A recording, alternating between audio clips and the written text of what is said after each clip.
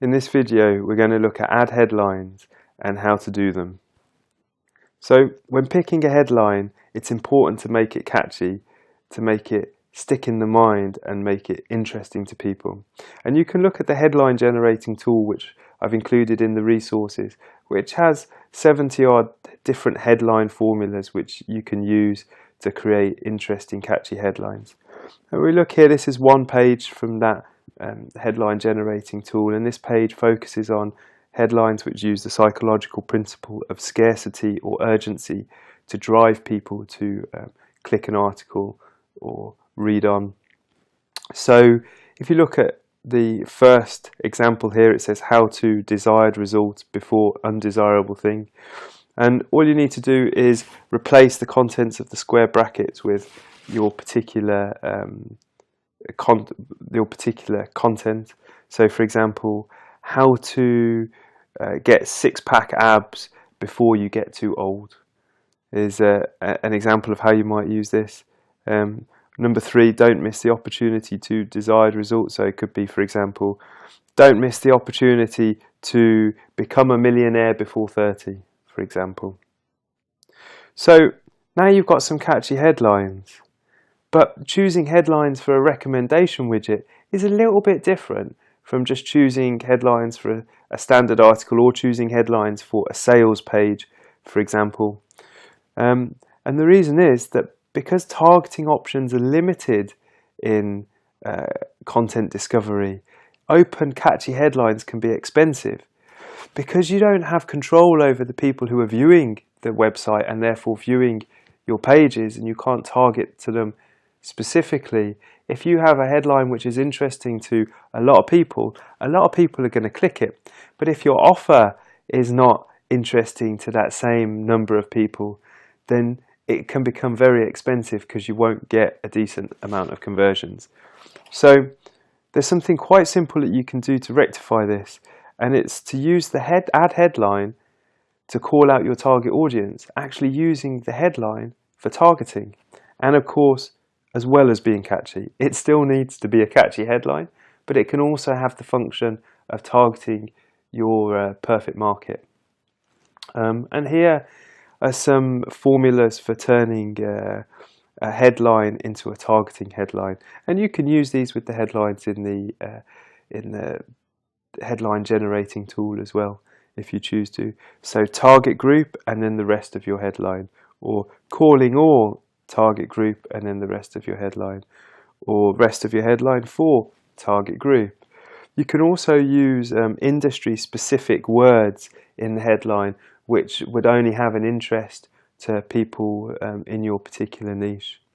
And of course you could use industry specific personalities or celebrities which are very specific to particular niches in the headline or to a particular offer. So an example of a target group might be men over 40. So you could say, for example, men over 40 who want to lose weight need to learn these 5 top tips, for example. Or calling all internet marketers 5 top headline tips, for example. And this is a great way for targeting. Now, another key thing to remember when creating your headline is that your headline is there to promote content, to promote the value of the content. So it's not there to sell, but it is there to sell the article and to tell people what is the value they're going to get by clicking on this ad and reading the article content afterwards. So check this one out. This ad has the title "Worst Exercise for People Over 40." And this is a fantastic article because who wouldn't like to know the number 1 worst exercise for people over the age of 40, particularly if you're in that category and over the age of 40. So this headline, it's very specific. It tells you of the value that you're going to get by reading the article, and it also targets to a specific niche group, which is people over the age of 40. And if you look at the top of the content page on the right hand side, you can see that the actual article headline is different. but yet still consistent and congruent with the ad headline. It's still talking about, it's just slightly longer, which is better to have a longer title on your content page, or rather the shorter, snappier title in your ad headline. Let's have a look at another one. We saw this example before. This is the German surnames. There are 4 common types of German surnames. Which one is yours? And this is a clever bit of targeting by Ancestry.com, and it's quite indirect because it's quite a niche thing in some respects, although there are probably a large number of people who are interested in this. It's very focused. It talks about genealogy and the 4 surnames, and it specifically speaks and calls out to a target market of people who are interested in that, people who are interested in their heritage and their family tree and perhaps where they came from. So this manages to target by being niche, by being specific, and then by calling the person out by saying which one is yours. It only calls out people who are interested to answer that question. So let's have a look. So here I've put 5 tips together for creating headlines, and let's work through them and see how they can help you. So tip number 1 is people are either motivated to avoid pain or gain pleasure. Now, Tony Robbins, the self-help guru or life coach, this is from his work, but it doesn't take a genius to realize that it's true, right? People are either take an action because they want to gain something from doing it, or they want to avoid something from doing it, and they either want to move away or towards. And you can do that in your headlines. You can, and your content, you can provide them a motivating factor, something to move away from. For example, the exercise, the worst exercise you can do, or move towards. Perhaps it's 5 tips to get the abs you've always wanted. So you can use both of these different moving strategies, and you can even use both in the same headline. Avoid the worst exercise and get the body you've always wanted. So that uses both principles, moving away and moving towards. So have that in mind when choosing your headlines. People like things which are consistent to their identities. This is really useful for calling out your target market. If you mention in your headline, and obviously your content has this value, something which is consistent to the identity of the group who your offer is targeted to, whether it's sporty people or, for example, the genealogy headline, Ancestry.com, it was interesting to people who were interested in their family tree. They would want to know about surnames, so it calls them out.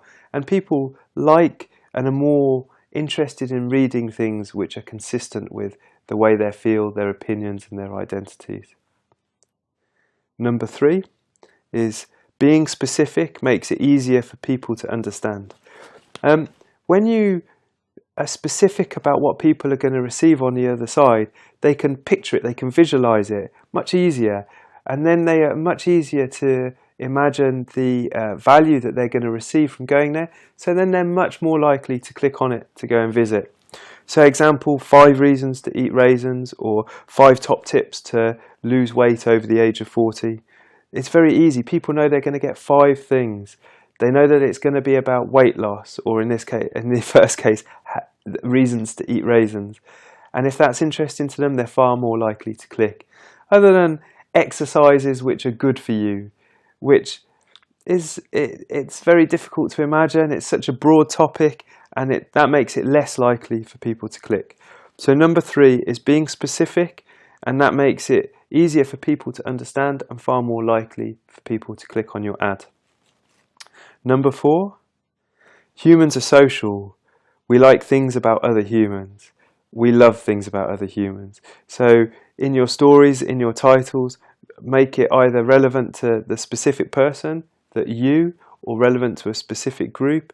Make it about humans though. We love to read things about humans. That's why the majority of the newspapers are about human world. Like, we really enjoy learning facts about other humans, like prying into their lives, discovering how they do things, like discovering how we want to do things. An example, the 5 things that all millionaires know, or 5 things that top athletes do to prepare. Like, that's about humans, it's about human endeavour, and it's interesting, particularly if the individual would like to become one of that group, because that group is consistent with how they want to be, or where they want to go. And number 5, people are drawn to notice unusual things. Never underestimate the power of curiosity. When picking a headline, if it has something unusual, then it's more likely to pique the curiosity, and it's more likely that people will pay attention because it snaps them out of their normal programming and autopilot of the world. Whereas in the context of our content and the way our advertising appears, as we discussed earlier, a lack of consistency is a problem because it makes people wary of the content.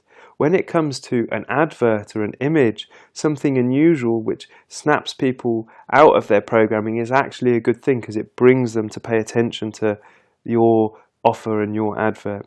An example of this would be the exercise headline we've already seen, where it says the worst exercise for people over the age of 40.